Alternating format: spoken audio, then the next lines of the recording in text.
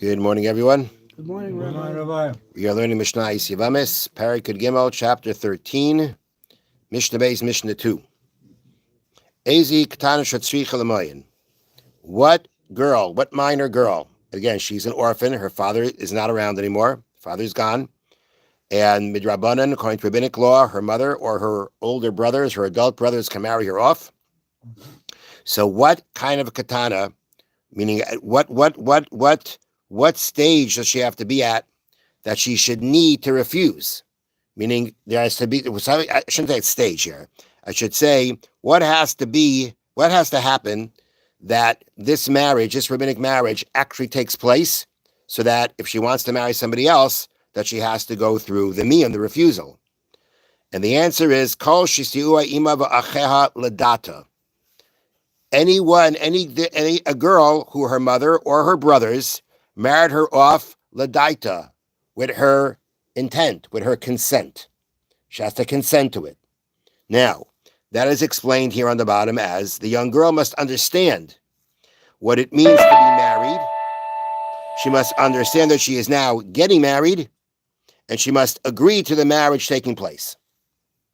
That's what you need from her. And she needs to be a girl who can do that, who is mature enough, who has the ability to understand that this is what's happening, and that she should be, agreeing to it. So that's the first thing the Mishnah says. She has to be able to be someone that is going to, basically, that's going to consent. And consent means that she agrees to it and she understands what's going on. Rabbi Chanina ben Antignas Omer, the sage Rabbi Chanina son of Antignas said, any girl, any young girl, that is not able to guard what was given to her for kedushin, for betrothal, she doesn't have to refuse because her marriage doesn't count. So here we're talking about where, again, Antigonus is telling us again, qualifying again for us, it's qualifying for us where does she have to be at to say that the rabbinic marriage even takes place. So now, if we're going through a marriage with her, that means that her husband gave her something for kedushin. Okay, he gave her a ring, he gave her a document, he gave her money, whatever it is that you do for kedushin. Now, if she is too young to understand that there's any point of what was given to her, like he gave her a ring, like she doesn't really understand how important it is to guard. That means she's not mature enough for this marriage to take place. You can't do a marriage then. In that situation, the Chachamim never allow the marriage to take place. If she's already at that stage that she knows enough to watch what's given to her for kedushin, to protect, to value what was given to her for kedushin, plus the fact that she agrees to the marriage and understands she's getting married, okay, then she has to refuse. That means then the rabbinic marriage takes effect. And if it's going to be absolved, if she want to marry somebody else, she's going to have to do the miyun. She's going to have to refuse. Now, the Bar Tanura points out to us the following: when a girl is less than 6 years old, we assume she is not mature enough to safeguard this item. It's like a little toy, I guess, in her mind. Okay.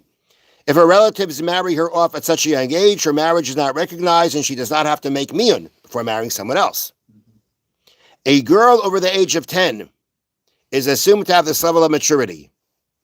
Meaning, if she's 10 years old, you don't have to go asking her or checking into her. You can assume 10 years old, she understands how to protect, how to safeguard something of value. Now, the maturity and understanding of a girl between the ages of 6 and 10 must be evaluated before it can be decided whether or not she is mature enough for her marriage to be recognized. That's how the Bar Tanura brings down. Between the ages of 6 and 10, you have to figure it out. You got to talk to her. You've got to ask the proper questions to figure out, does she understand the value of this or not? But the point at the end of the day is that the starting point, the starting level of maturity for this marriage to be recognized is that she knows how to protect and to guard what's given to her for kedushin. Next, Rebbe Eliezer Omer. Rebbe Eliezer says, "Ein maaseh katana klum ela kamafuta." The actions done with a katana, or the actions of a katana, referring here to her marriage, is really nothing it's considered like she's been seduced. What that means like this. What that means to say is that again, the sages introduced this or instituted this idea of marriage for the orphan. She needs to be protected. They instituted she could be married. And she is married. She's married to him, rabbinically. The point is, though, that we know that marriage makes a difference in a woman's status. Because whether to whom she's married, as we will see soon. So the point of her marriage here is that she's with this man. She can be this man's wife. But at the same time, we're talking about a situation here. At the same time, though, we don't recognize it as a full marriage regarding her status. What does that mean? Bas Yisrael Kohen. If we're talking about the daughter of Yisrael, she married a Kohen. When a daughter of Yisrael marries a Kohen, she can eat truma, right? She's the Kohen's wife. In this case, lo yisaycha b'truma. She cannot eat the truma. In this case, if this orphan katana minor is married to a Kohen, rabbinically, she cannot eat truma here. She can't eat truma because the Rabbana did not recognize this marriage as a full-fledged marriage, but rather as a marriage, again, she should live with this man. That's what it means, like she's seduced. It's like she's living out of wedlock. She's not actually living out of wedlock because the Rabbanan said she could. But the same way, living out of wedlock doesn't give you any of the benefits. It doesn't change her status. So here too, it doesn't change her status regarding these things.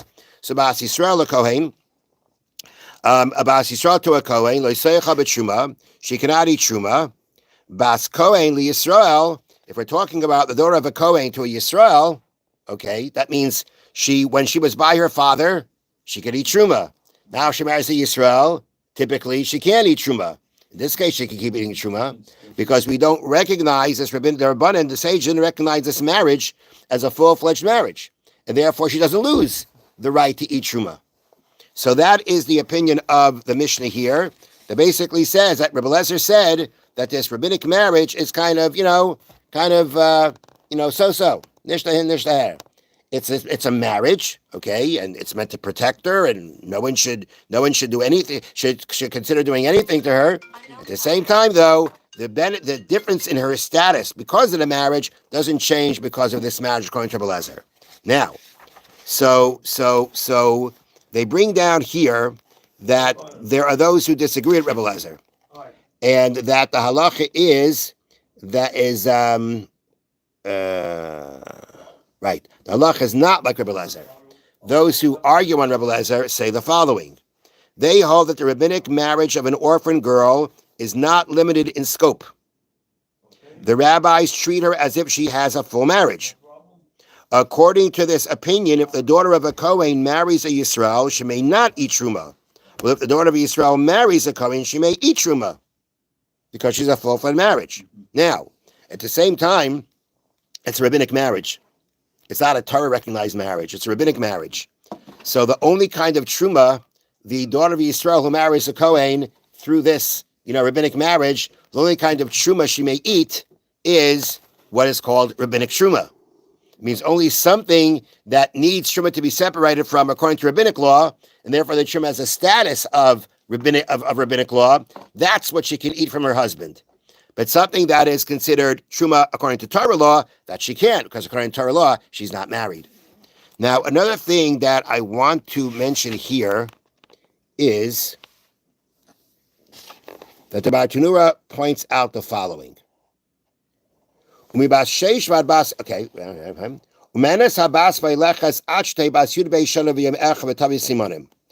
asked a couple of days ago, to what age can she refuse? Up to what age? So the answer is what we call bas mitzvah, right? The way the Bartanura calls it is 12 years in a day. That means she's 12 years old, right? Bas mitzvah. Or maybe simanim. She also has to have the physical signs of puberty of a girl. Now, lachamikan, after that stage, enim menace. She cannot do any more refusal. Finished. No refusing. Now, now let's say after she is 12, he cohabits with her.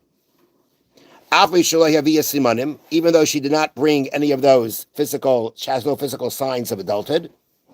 By a girl, and similar to a boy, the physical signs of adulthood are pubic hairs.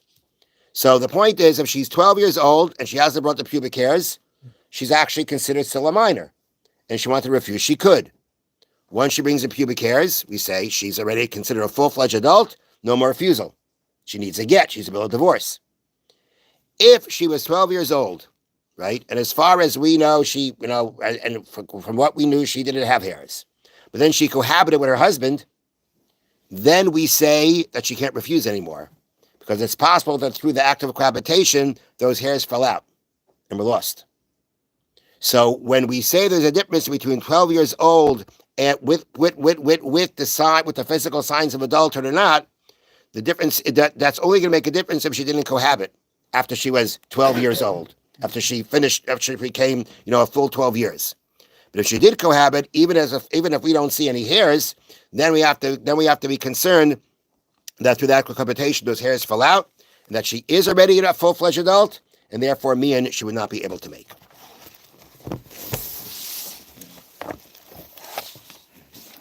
Okay. Now, the Chofetz Chaim just got finished saying that in a situation where you are going to tell other people about what somebody did to you, if the reason that you're doing it is because they will able to protect you from this person, to either make up what was lost to you from this person, or to protect you in the future from this person, you're allowed to do so. One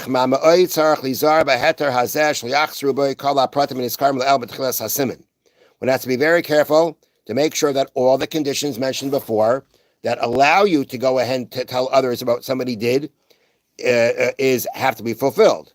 Because if you're not extra careful about them, meaning you really think it through, it's very easily to get trapped in the trap of the Yetzer Hara.